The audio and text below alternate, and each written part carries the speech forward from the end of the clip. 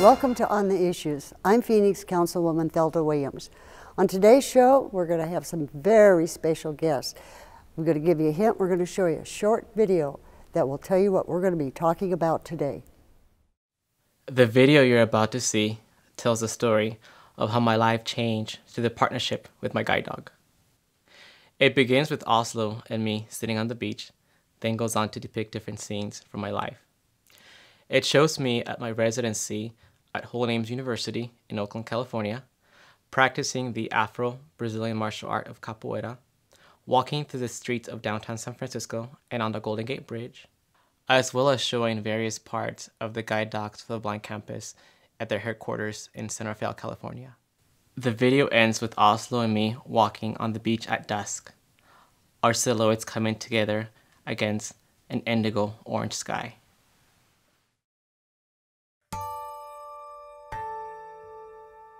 The instructor handed me the leash, and it was love at first touch, because as soon as I reached for the leash and grabbed his head, I fell in love. Oslo, this 70-pound of lab energy, was just ready to take me in and, love me to pieces. It was very magical. My name is Bello Cipriani, and I lost my vision back in 2007. I was 26. It was 2 months shy of my 27th birthday.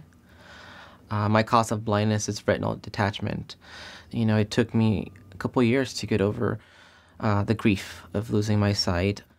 And I was grieving the loss of my job, the loss of my friends, and it was very hard. There was times where I really struggled with, getting out of bed, doing very simple tasks.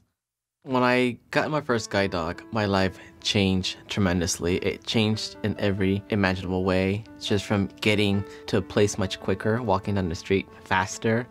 I could dart to my friend's house down the block and get there in minutes. I couldn't do that with a cane. The big effect of me losing my sight was really finding something that I was passionate about. This may sound bizarre, but if I hadn't lost my sight, I wouldn't be a writer, and I love being a writer.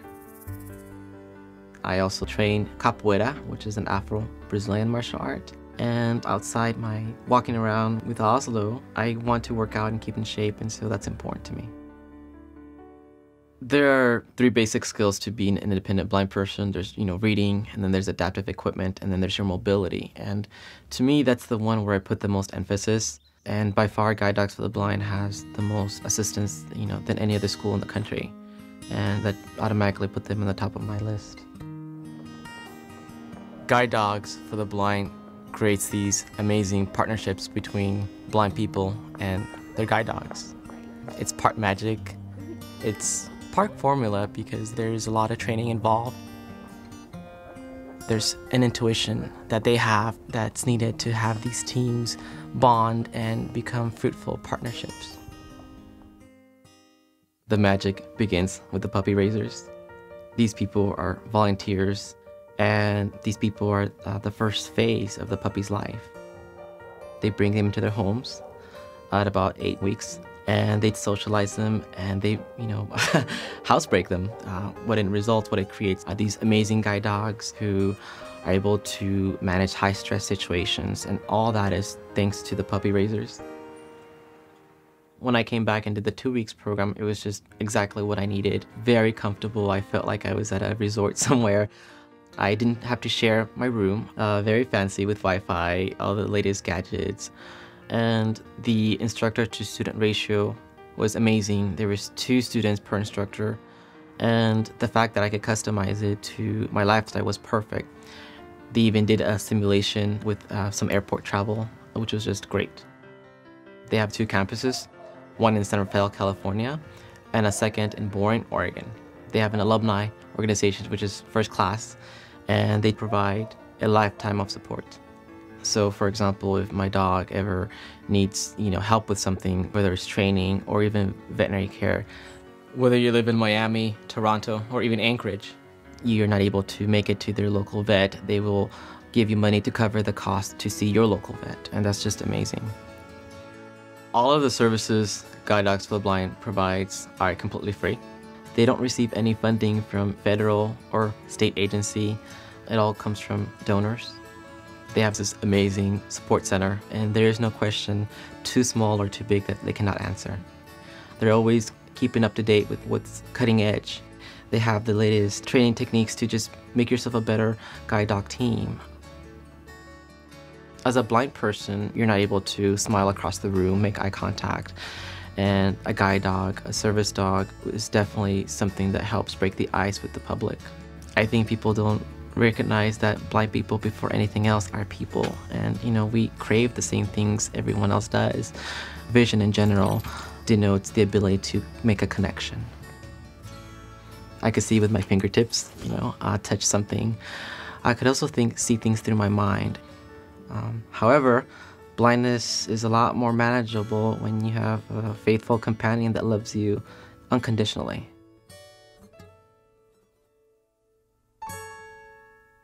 For more information, visit guidedogs.com or call 1-800-295-4050.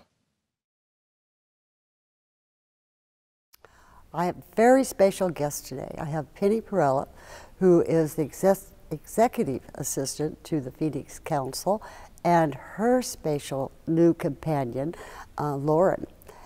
Penny, I am so glad you are here today. And tell us about the guide dogs for the blind. How did you get involved? What are they? Thank you so much for having us, first of all. And I have to say thank you for being such a wonderful animal advocate for this community. Your efforts are greatly appreciated. And I am thrilled to introduce Lorne. He comes to us from Guide Dogs for the Blind. He is a 4.5-month-old golden retriever. This organization is based out of Northern California. It's a nonprofit. They also have a second facility in Oregon. They were founded in 1942 when they realized that people coming back from World War II were in need of high-quality service animals. Since then, they have graduated 10,000 teams, wow, which is very exciting, and all the animals are provided to the recipients free of charge. I have to ask, how did you decide to become a mother and a trainer? Well, you may remember many years ago in the mayor's office, there was an employee named Jim Brahaney who we worked with for many years, and Jim was a quadriplegic. Jim was able to gain an assistance dog through an organization, and when I got to see on a daily basis what a difference that made in Jim's life, the independence it gave him, he was able to live alone, he was able to drive an accessible car, and the confidence that it gave him, I just had to have an opportunity to be able to do that for somebody else. I have to go back to what type of dogs make the best? Not only the best puppies, but the best guide dogs? It's a great question, and one I get quite frequently out in the public. This organization focuses mainly on golden retrievers and Labradors, or crosses between the two. The size is a perfect size for a guide dog, and as you know, the temperament is just wonderful. And so this organization is focused mainly on yellow labs and golden retrievers. Obviously, as a puppy, they sleep a lot. They just showed a picture. Thank goodness. Yeah. Thank goodness. It allows us to get some work done. It does, because you bring him to work every day. Yes, so the role of a puppy raiser, that's what we are, a volunteer puppy raiser, is they spend 16 to 18 months in a puppy raiser's home. And the main job is to socialize and acclimate the dog to real world. So we want to expose Lorne to all the things that he may be exposed to when he's actually in service. And that's going to work, going to the grocery store, going to sporting events, the doctor's offices, all those places that we travel in our daily lives, we need to expose him to. We also need to expose him to travel. So he and I will be taking a trip out of Sky Harbor, the world's friendliest airport, at some point in the future. We'll also be traveling by light rail and by bus to expose him to those different modes of transportation also. And hopefully at the end of that experience, all of those different environments and experiences will have created a very calm, relaxed animal to go back for advanced training. Well, he looks like he's calm and relaxed today. He does, doesn't he? I was so amazed when you took him to the mayor's State of the City. How'd he do? You know, I was a little worried about that. As you know, it's a very large ballroom with probably 1,000 people. He was a little animated at the beginning. The first round of applause, he had a significant reaction to, but by the end of the event, he was sleeping through all of it. which is really wonderful. Don't tell the mayor. I won't tell the mayor. I don't think that's any reflection on his speech, but that was a really great experience for him to get used to those kind of big environments with a lot of people. And he goes up and down the elevator.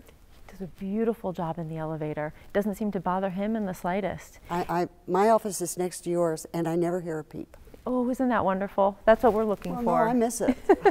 I like to take little treats over to him when you're not around because he is so precious. Well, and I have to tell you, we have been so fortunate. The city, the council, and the organization has been so supportive of us doing this. And the downtown environment is a great place to acclimate a dog to all sorts of new things. Do you get paid to do this? No, this is all done on a volunteer basis. And you make a commitment for what? Close to 2 years. About a year and a half. How many people get involved? How do you even begin to get involved? Great question. So when I was ready to do another service dog again, I got on the internet and found guide dogs for the blind and talked to some local folks who had raised dogs for them. And it just really seemed like the kind of commitment that I wanted to make. So I would encourage folks to absolutely get on the internet. I'm always happy to talk to people. If they'd like to contact your office, you could put them in contact with me, and I would be happy to sit down with them and explain more about the commitment and what the benefits that it can bring for somebody. You don't have to pay for the dog, is that correct? No, and actually the organization does pay for all of the medical treatments. You do pay for the food.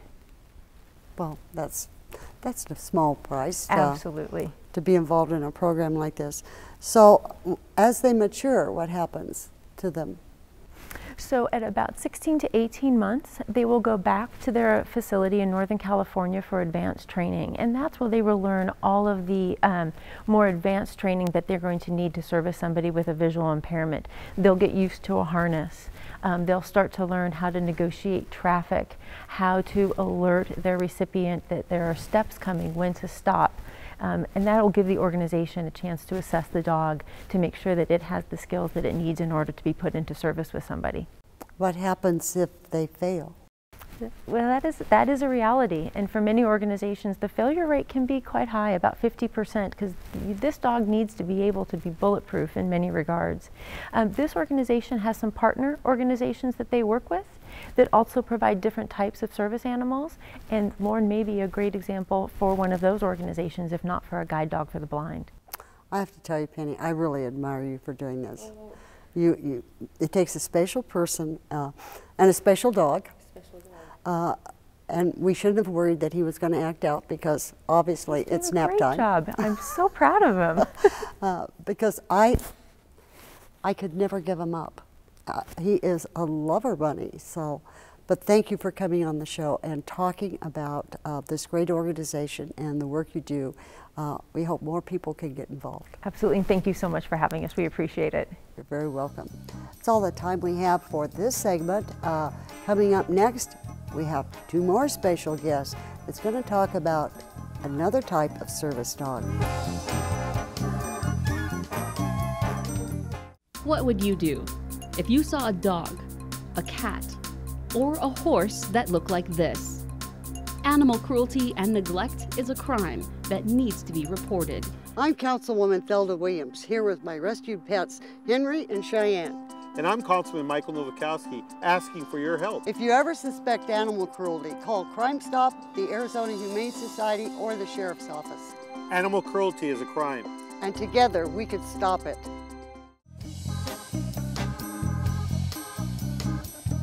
Welcome back. We have some very special guests with us now. They're from Gabriel's Angels, and we have Pam Garber and Ann Kendall and Snickers. Pam, what is Gabriel's Angel and how to get started? Well, thanks for asking, Thelda. We are celebrating our 15th year here in the Valley, and I, 15 years ago, brought my adorable Weimaraner puppy to the Crisis Nursery's Christmas party for fun. I dressed him up as Rudolph, and I thought that day those kids should just have some fun. But you know, their behavior was different. You know, they were loving and kind and compassionate, and it was something that so moved me that I thought, you know, Gabriel, you were special, but there's other dogs like little Snickers that can reach children, that can teach empathy, compassion, and trust, because children that are victims of abuse and neglect, they haven't learned important behaviors like we all did from our parents. So the dogs become the teachers in essence. I've seen them in action, and it's remarkable what happens. So, and how are you involved, Ann? Well, we volunteer as a team, and right now we are doing intervention with individual boys and girls with a clinician. And so we work with them to teach them these traits of trust and self-esteem and some positive behavior traits on how to get along with others. And we also talk about how dogs and people have a lot of similarities. They have feelings just like we do. They love you to death. And so we try to transcend that from us over to them. So that's how I got involved with that. Interesting, because we have learned over time that the wall comes down, that these kids have, that it's built up, and then they see this animal, and we've had teenage boys, and I'm sure you've seen it too, they like become mush balls. And these are kids from juvie, and they will talk to the animal and tell the animal things they'd never tell us. Well, that's because they won't tell your secret. That's right. You can tell them anything, they still love you, and they won't tattle. You can be trusted. Unconditional love, absolutely. Mm-hmm. So how long do you spend with an individual? We do about an hour a week, and we commit ourselves for one individual for a 12-week session. And that's part of showing them that we are committed to visiting them and that we will be consistent with them.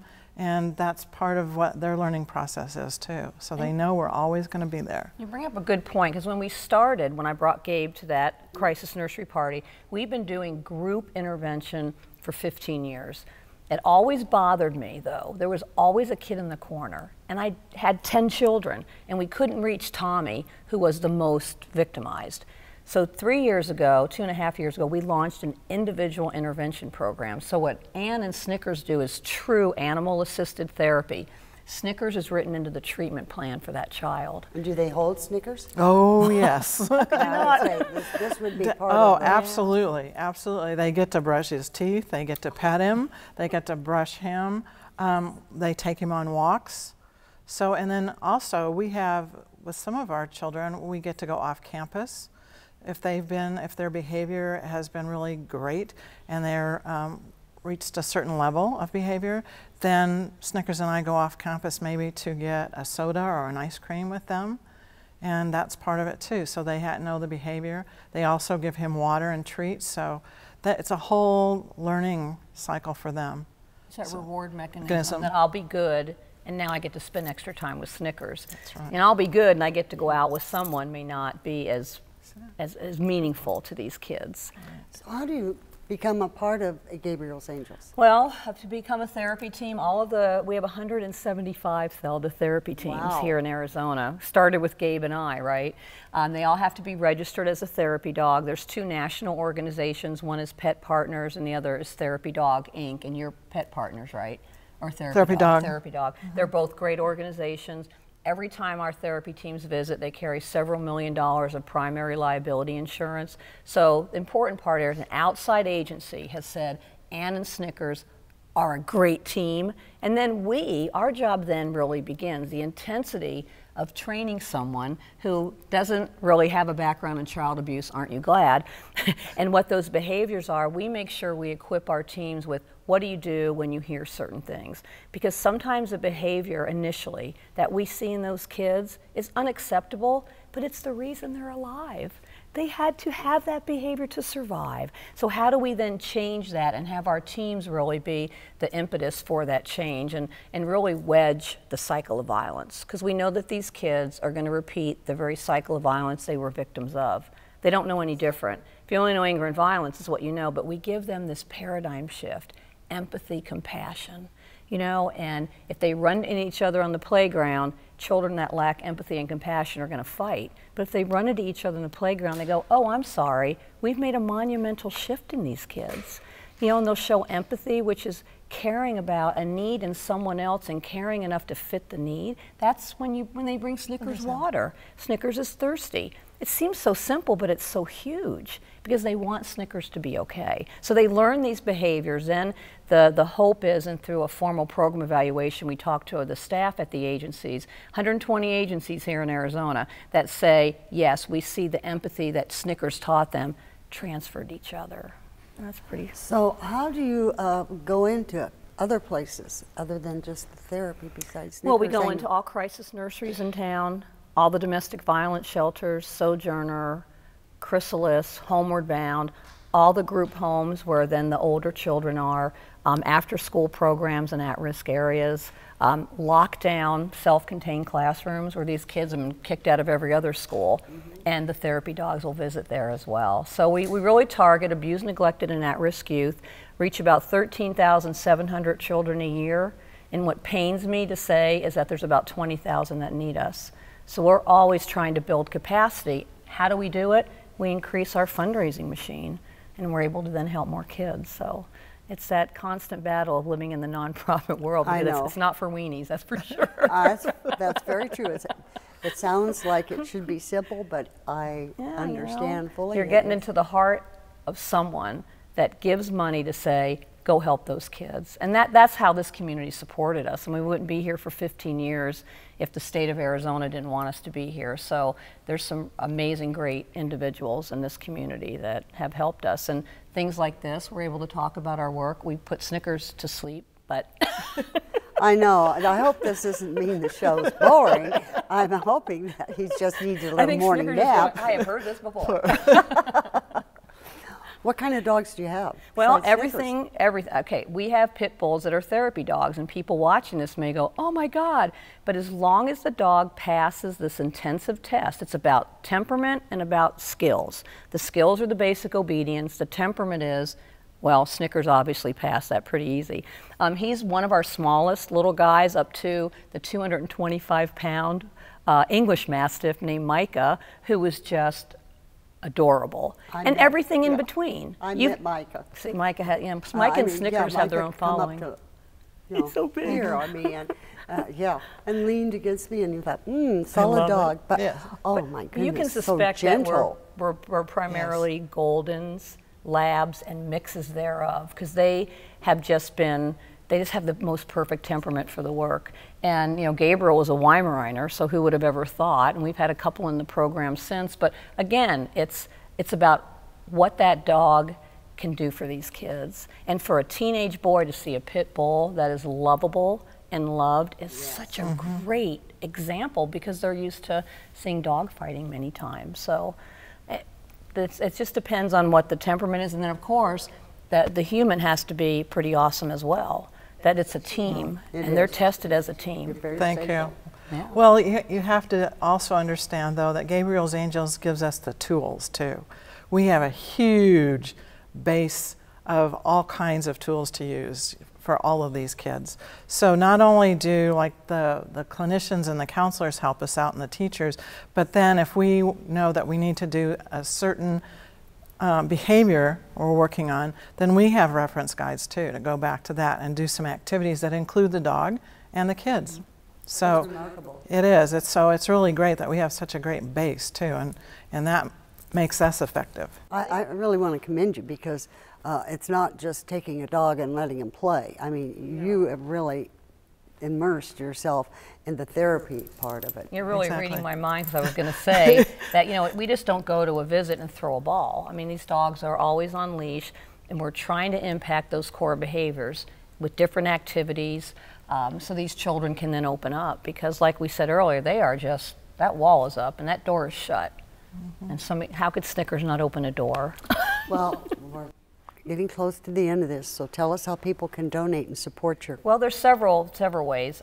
We're here because of community support. We do not ask for, nor do we receive government funding. Obviously, taking a look at our website at gabrielsangels.org will give you a beautiful overview of who we are. And it costs our organization $3,500 per team per year to make sure that they're out there doing what they have to do. So, we want to do it first class. At the end of the day, even a nonprofit, we're a business, and we've got to make sure the lights stay on and that Ann and Snickers get what they need. So I think our website's a great place to start. Well, thank you, Pam. Thanks for having us. For all that you do, and for you too, and of course Snickers. Thank you. The star of the show, absolutely. Just adorable. Thank you both so much for being on the show, and thank you for all that you do for this community. You make it much better and stronger, and you help so many kids. Thank you. Thank you. That's all the time we have for this segment of the show.